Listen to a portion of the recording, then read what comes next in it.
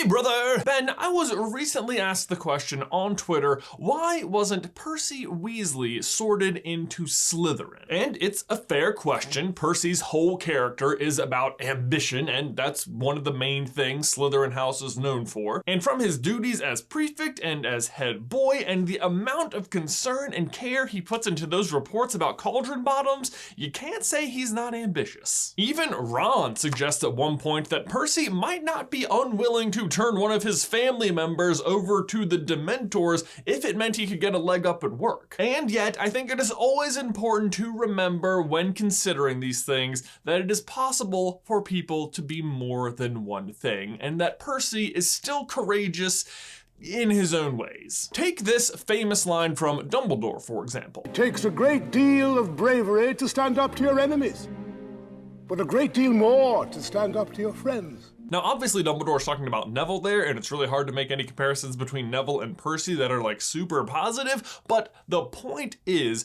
Percy is standing up to his friends and family for what he believes in. He's obviously a little misguided to the tune of what he believes in is clearly the wrong thing, but the sentiment is still there. And besides that, he does eventually come back around in the end, so there's that. But how does he end up so misguided to the point where he eventually disowns his family, to the point where he was on the side of Umbridge? Well, would it make you feel any better if I said that it's possible Percy was under the control of the Imperius Curse for 3 years?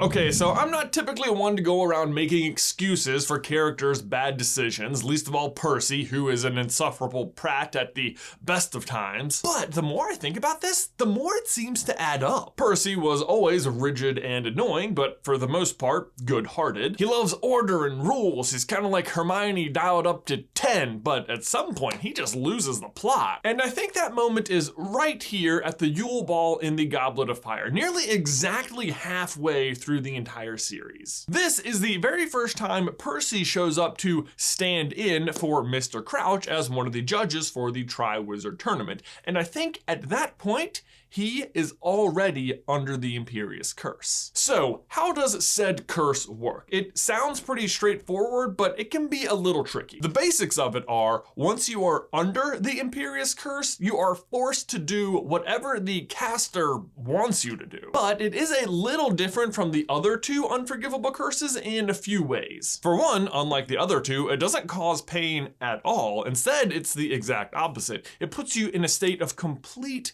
ease and relaxation, almost like you've been hypnotized. Just imagine you don't have to make any more decisions. You can just relax. Everything will be figured out for you. Things will be thought of for you, understood for you. You can just exist peacefully. Subscribe. One of the weird things I find kind of fascinating about this spell is that it allows the person under the spell to actually do things they might not otherwise be able to do, like when Barty Crouch Jr. forces Neville to do gymnastics around the classroom. Or, well, I assumed he couldn't do them. I don't know, maybe Neville spends his summers at gymnastics camp or something, and ooh, you know what? Yes.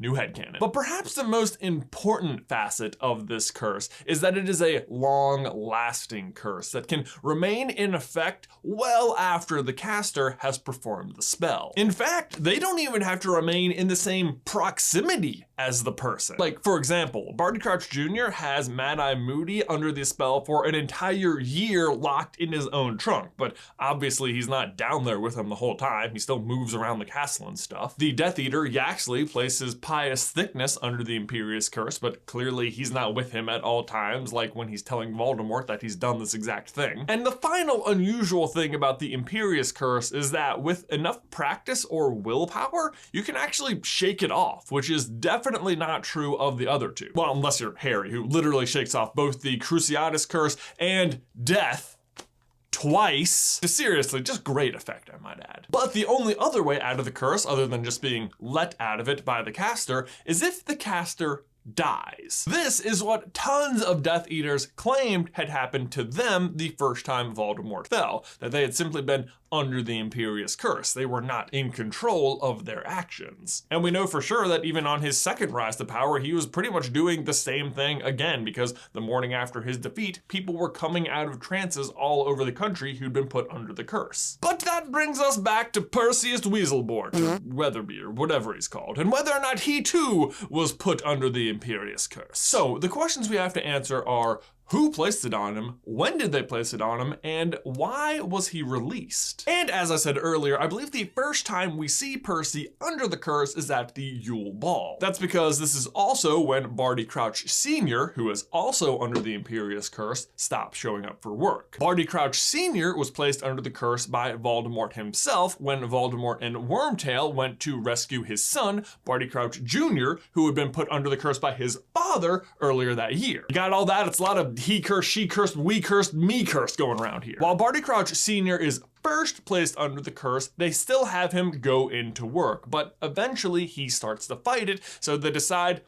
no good, you gotta stay at home, we're just gonna send in notes. But I think the notes are mostly a formality, because the person receiving them, Porksnout Weaseldude, or Weatherby, or whatever he's called, is also under the curse at that point. Because here's the thing, Parsnips Waslib is in his first year at the Ministry of Magic, and is by all accounts a complete nobody. Yes, he works for Mr. Crouch, but for the most part, it seems like he's assigned just really tedious, busy work, like cauldron bottoms that Percy then has to go about convincing himself are really important. But Crouch can't even remember his name. I mean, this guy allegedly knows over 100 languages, but can't remember the name of a person on his staff? Admittedly, it is a really hard name. What is it? Purple Washcloth? No. But certainly as the head of the Department of International Magical Cooperation, he would have a lot of people working under him, right? Doesn't really seem like it adds up, does it? But here's the thing, if Voldemort and Wormtail are going to stop sending Crouch into work, a man who, according to Sirius, if he's ever taken a day off work because of illness before this, I'll eat Buckbeak. Crouch not going to work is suspicious in and of itself, so certainly you wouldn't want his replacement to blow the cover, right? But then you might be thinking, why would they choose Percy? Wouldn't he be just as suspicious for all of the reasons you just said? Yes, he would be, but Percy does have one very special thing going for him, and that is that he was the previous owner of one Scabbers the Rat, aka Wormtail. In fact, I dare say that Primrose Weverdeen over here was the main owner of Scabbers. Scabbers was his pet for 10 years and was only actually with Ron for 3. Wormtail knows not just the Weasley family, but particularly Polyester Wickersnicken over here extremely well. Honestly, it is better luck than Voldemort could have ever hoped for. Other than Bertha Jorkins happening to wander into his corner of the Albanian woods, I guess. That was lucky. Oh, and she's a huge gossip who was bad at her job, but somehow privy to really sensitive information, like that Barty Crouch Jr. had been smuggled out of Azkaban. Yeah, sure. You want to call Time Turner as a plot device? Bertha Jorkins was a plot device. The point is, if anyone can pull off this spell effectively on Percy, it's Wormtail. As for when he did it, I cannot imagine it would have been that hard to get Percy to just show up at the Crouch's house and then just spring it on him unexpectedly. And even as a judge, you can even see that Peace Witherspoon does try and give Harry full marks on the second task. Fortunately, I guess, for Harry, Karkaroff talks him down to a 45, so somehow the only other bad guy is actually doing more to help Harry than he even realizes. Point is, the act of giving Harry full marks on this task does not sound like the kind of thing that regular Wizzlebits would have done. Harry arrives back outside of an hour. He brings back more than his allotted number of victims. He breaks the rules in several ways. It does not sound like the kind of things that he would award full marks for. But, of course, Voldemort wants Harry to have the best marks possible, so he has a huge lead going into the maze. So,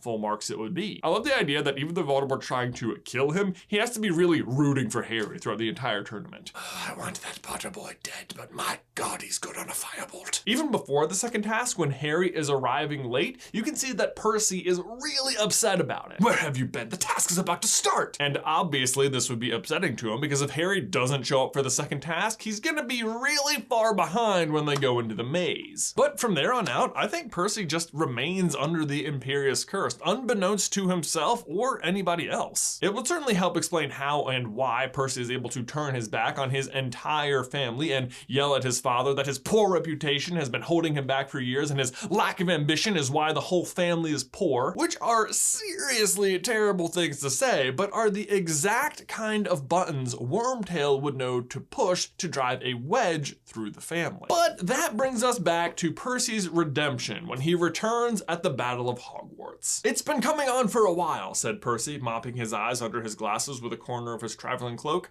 "but I had to find a way out, and it's not so easy at the Ministry. They're imprisoning traitors all the time." "Coming on for a while, you say?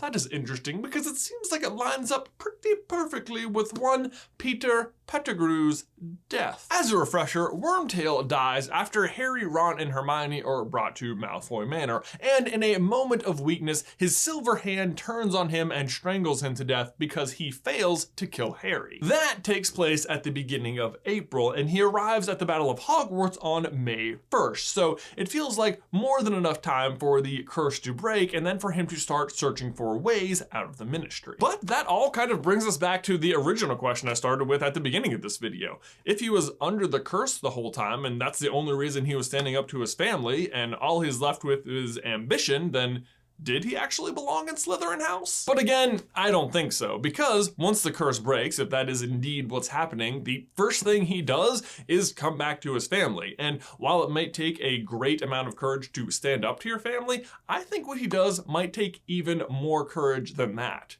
And that is admitting he was wrong. And he literally yells it to the entire family. It is not an easy thing to do, but why he definitely still belongs in Gryffindor. Ben, my question for you and everyone else is, what do you think? Was Percy under the Imperius Curse? But much more important than that, please leave us your best fake Percy name in the towel section down below. I cannot wait to read them all. Guys, if you're looking for that perfect holiday gift, I think Carlin Brothers coffee might just be the thing for you. We've got coffee, we've got tea, and best of all, for the holidays, hot chocolate. We're gonna have lots of really great deals going on Black Friday. If you wanna get in on those, you can head over to CarlinBrothersCoffee.com and sign up for our email list. I will put a link in the description down below. Thanks so much for watching today's video. Please remember to hit that like button if you haven't already and ding that bell so you don't miss any future Harry Potter action from us. If you wanna see the top 10 Fred and George moments in Harry Potter, you can check out this video right here. Or if you wanna see why Ron's so bad at magic, you can check out this video right here.